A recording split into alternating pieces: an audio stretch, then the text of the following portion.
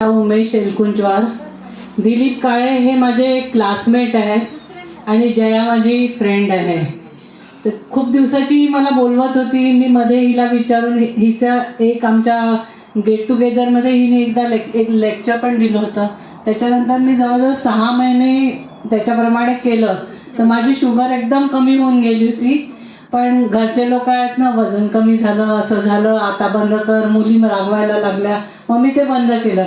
पण नंतर जेव्हा शुगर वाढायला लागली तेव्हा मग सगळेजण म्हणे नाही तुला जायचं असेल तर तू जा बा, आमची काही हरकत नाही. मग मी आली इथे. पण मला खूप छान वाटलं, म्हणजे दिलीपचं सगळं काम ते बघून, जयाचं सगळं, आणि स्नेहलने किती आपल्याला छान माहिती दिली. खूपच छान शिकली. थँक्यू सगळ्यांना. नमस्कार, मी सविता विलास यादगिरे संभाजीनगरवरून आले आणि इथं येण्याचं माझं म्हणजे इन्स्पायर मी माझ्या आत्यामुळे झाले. माझ्या आत्याला BP शुगर सगळं होतं, थोडंसंसुद्धा चालता येत नव्हतं. आणि नंतर तिला मी आता 6 महिन्यानंतर 8 महिन्यानंतर बघितलं तर एकदम ती ओके झाली आहे. शुगर BP सगळं गेलेलं आहे.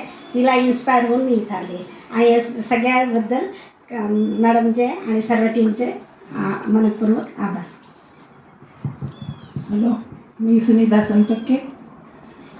मला कोणतीही गोळी नाही, पण तरी मी वजन कमी करायसाठी आली आहे. किती वजन कमी झालं मग? 1.5 किलो. बरं. हेलो, मैं मंगला लेडवाई. मुझे शिविर के बारे में कुछ भी पता नहीं था, लेकिन मेरी फ्रेंड लता काळे उन्होंने मुझे यहाँ पे लाया. बोले एक बार आप चलो ही वहाँ पे चलो, आपके घुटनों में बहुत तकलीफ है, ऑपरेशन हुए हुआ है और आपको BP है, तो वहाँ जाके आपको अच्छा ही लगाने. उनकी मिस्टर बोल रहे थे दीदी आप जाओ, आप जाएंगे और हंसते हंसते आ जाएंगे. इसलिए मैं आई और मुझे यहाँ पे बहुत अच्छा लगा. अभी 3 दिन से मैंने गोली ली और 1 kg और 400 ग्राम मेरा वजन कम भी हुआ.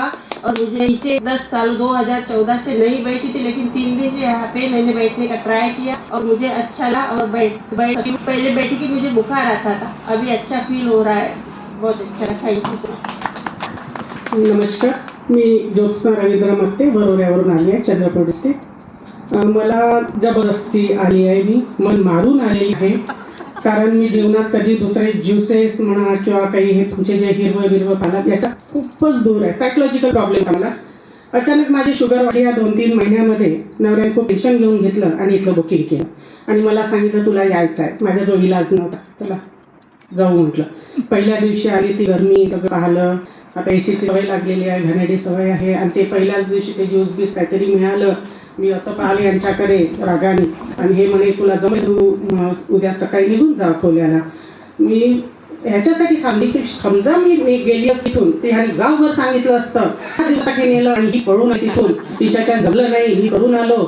त्या भीतीपोटी मी इथे राहिले, दुसरं काही कारण नाही. हा माझी बदनामी तिकडे करेल म्हणून मी इथे थांबली.